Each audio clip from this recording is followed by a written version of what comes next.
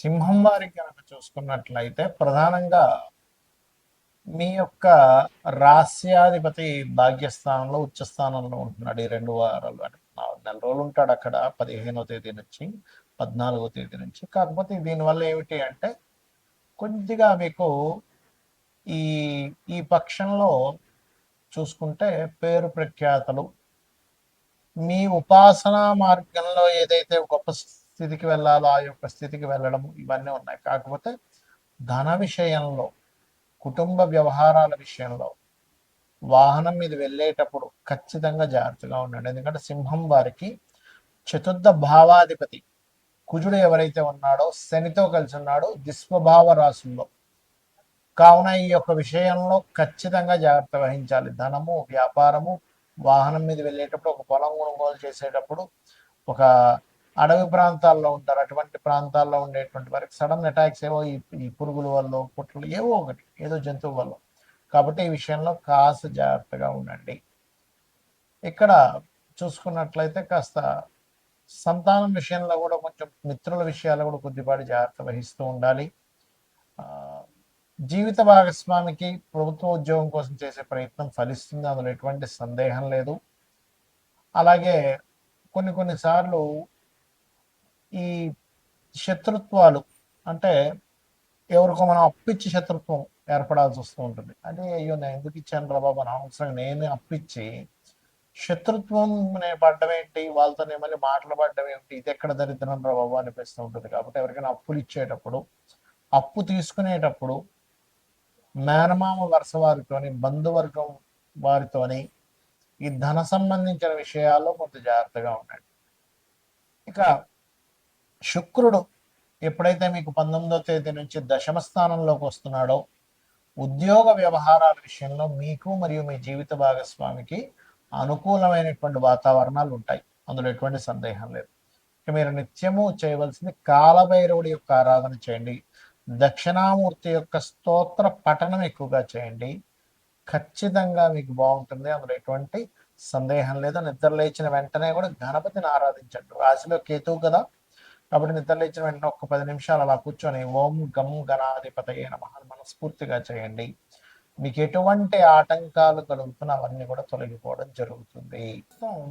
ఎప్పుడైతే మనకి మీనరాశిలో శని కుజుల యొక్క ప్రభావం ఉందో, ఇది అందరికీ కూడా చూసుకోవాల్సింది ఏంటంటే ఇన్వెస్ట్మెంట్స్ మీదే ప్రభావం ఎక్కువగా చూపిస్తూ ఉంటుంది. ఎందుకంటే 12వ స్థానం అంటే మన ఖర్చులు, వివాహ జీవితము, మనం దీని మీద మదుపు పెడుతున్నామా, అదేవిధంగా మనకి ఈ హాస్పిటలైజేషన్స్, మీరు చూడండి ఇప్పుడుండే కండిషన్ ఏదైతే ఉందో కొంచెం ఈ బ్రెయిన్ మీద, వీటి మీద ఎక్కువ ప్రభావం చూపిస్తుంటుంది. ఉద్యోగాల మీద మనకి మొన్న చూశారుగా, ఒరాకిల్లో 30,000 ఉద్యోగాలు పోయాయి. కారణం ఏంటంటే శని 2 పాపగ్రహాలతో కలిసి ఉండడం వల్ల. అలా ఏంటంటే దీని ప్రభావం ఉంటూ ఉంటుంది.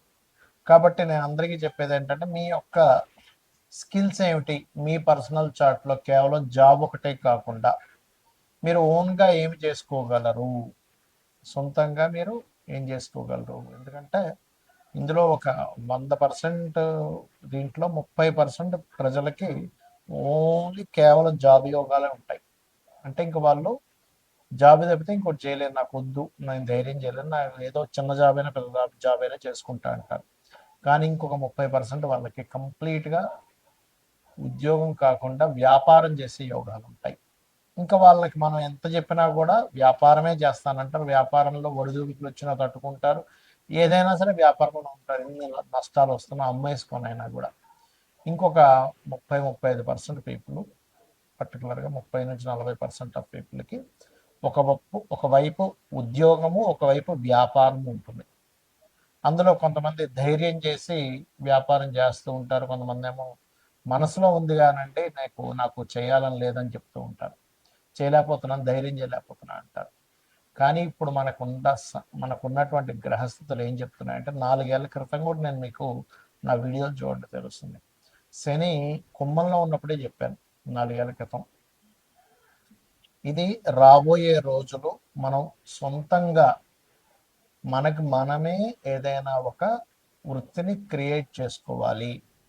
మనలో ఉన్న స్కిల్స్ ఏంటో గుర్తించాలి, మన ధనయోగాలు ఏంటో గుర్తించాలని చెప్పాను. అయితే ఇప్పుడు మరలా ఒకసారి అసలు మీ జన్మజాతకంలో ఏ ఏ కాంబినేషన్స్ ఉంటాయి, ఏ వ్యాపారం వైపు వెళ్ళొచ్చు అనేది తెలుసుకోవచ్చు. అది ఎలాగో చెప్తాను నేను మీకు. అది ఎలా అంటే, ముందుగా మీకు బుధగ్రహం బాగుండాలి వ్యాపారంలోకి వెళ్ళాలంటే. బుధగ్రహం పాడైతే అంచనాలు, లెక్కలు వేయడము, ఒక వ్యాపారంలో దాన్ని ఎలా చేయాలనేటువంటిది ఎప్పటికప్పుడు దాన్ని ఆ యొక్క స్కిల్స్ పెంచుకోవడము, అదేవిధంగా కొంత వీరికి అభివృద్ధికరంగా ఎలా చేయాలనే ఆలోచనలు తగ్గిపోతుంటాయి బుధుడు బాగోకపోతే. అలా వెళ్ళిపోతూ ఉంటారు. బుధుడు బాగుంటే ఒక రోజు నష్టం వచ్చినా ఇంకో రోజు బాగా చూసుకుంటారు. ముందుగా బుధుడు బాగుండాలి. రెండవది, మీ జన్మజాతకంలో సర్వీసెస్ ఇచ్చే వ్యాపారమా, ప్రోడక్ట్ రిలేటెడ్ వ్యాపారమా తెలుసుకోవాలి. మీడియేటింగ్ చేసేదా. ఒక్కొక్కసారి ప్రోడక్టే కానీ మీడియేటింగ్ ద్వారా ఉంటుంది. రియల్ ఎస్టేట్ ఉంది, భూమే, కానీ మీరు ఏం చేస్తారు, మధ్యవర్తిత్వంగా ఉండి ఎవరికైనా కావాలంటే భూమి అమ్మిచ్చి పెడతారు. మరికొంతమందికి సర్వీసెస్ ఓన్లీ ఎలాగా అంటే, ఇప్పుడు లా సర్వీసు, కారు అమ్మడం ప్రోడక్ట్ అనుకుంటే కారు రిపేర్ సర్వీసు, కార్ కావచ్చు, ఫోన్ కావచ్చు, బైక్ కావచ్చు, ఇప్పుడు నాలాంటి ఆస్ట్రాలజీ కావచ్చు, వాస్తు కావచ్చు, టీచింగ్ కావచ్చు, కన్సల్టెన్సీ సెంటర్స్ కావచ్చు, ఇవన్నీ సర్వీసెస్. అంటే మీ జన్మజాతకంలో సర్వీసెస్సా లేకపోతే ప్రోడక్టా, ఇది ఎట్లా చూస్తాం. 12వ స్థాన సంబంధం వస్తే సర్వీసెస్, 4th హౌస్ రిలేటెడ్ సంబంధాలు వస్తే ప్రోడక్ట్. ఇవేమీ కాకుండా ఉన్నాయంటే ప్రోడక్ట్, కార్ కూడా ఎక్కడ ఉన్నాడనేది చూసుకోవాలి. రైట్. అయితే ఇక్కడ మనకి చాలా చాలా విభాగాలు ఉంటాయి వ్యాపారంలో. మీకు ఎందులో ధనం వస్తుంది అనేది చూసుకోవాలి. దాన్ని ఎలా చూసుకోవాలో చెప్తాను, మీకు మీరే చూసేసుకోవచ్చు. రెండవ అధిపతి అంటే ధనాధిపతి ఎవరు అనేది చూడండి. మీ ప్రతి లగ్నానికి రెండవ అధిపతి అనేది ఒకరు ఉంటారు. పంచమాధిపతి ఎవరో చూసుకోండి. అంటే మీ ఆలోచన కారకుడు, లక్ష్మీ స్థానంగా చెప్తూ ఉంటారు. ఇక మూడవది భాగ్యాధిపతి, ఆయన ఎవరు, ఎలా ఉన్నాడు. నాలుగవది లాభాధిపతి, వ్యాపారంలో కావాల్సిందంటే లాభాలు లేదా అదృష్టం కొద్దీ కలిసి రావడం, భాగ్యం. పంచమం లక్ష్మీ స్థానం, రెండు ధనస్థానం. ఈ నాలుగిట్లో ధనాన్ని ప్రధానంగా మొదటి స్టెప్ తీసుకోండి. ఫస్ట్ సెకండ్ లార్డ్ ఎవరు, సెకండ్ పోర్ట్ఫోలియో ఎవరికి వచ్చింది, ఆయన వెళ్ళి ఏ గ్రహంతో కలిసాడు. ఆయన కుదరలేదు, తర్వాత భాగ్యాధిపతి, తర్వాత లాభాధిపతి, లేదా లాస్ట్లో పంచమాధిపతి చూసుకోవచ్చు. అంటే ఈ నాలుగిట్లో ఏది బలంగా ఉందో దానికి సంబంధించి చేయడం వల్ల మీకు బాగుంటుంది. అయితే ఇక్కడ ఈ అధిపతి ఎవరితో కలిశారో చూసుకోవాలి. రవితో కలిసి ఉన్నాడు, లేదా రవి రాశిలో ఉన్నాడు. మీరు ఖచ్చితంగా ఆరోగ్యాన్ని ఇచ్చేటువంటి వ్యాపారం ఏదైనా చేయొచ్చు. అంటే ఏముంటాయి ఆరోగ్యాన్ని ఇచ్చేది, హాస్పిటల్స్ పెట్టుకుంటారా, మెడికల్ షాప్ పెట్టుకుంటారా, జిమ్లు పెట్టుకుంటారా, న్యూట్రిషన్ అవుతారా, ఆర్ఎంపీ డాక్టర్ అవుతారా, ఆయుర్వేదంలోకి వెళ్తారా, హోమియోపతిలోకి వెళ్తారా, లేకపోతే యోగా థెరపీస్ లాంటివి నేర్పిస్తారా. అంటే మీరు చేసేటువంటి వృత్తి ఏదైతే ఉంటుందో ఖచ్చితంగా ఆరోగ్యానికి సంబంధించింది ఉంటుంది. ఫుడ్ పెట్టుకున్న ఆరోగ్యానికి సంబంధించిన ఫుడ్, హెల్దీ ఫుడ్. రైట్.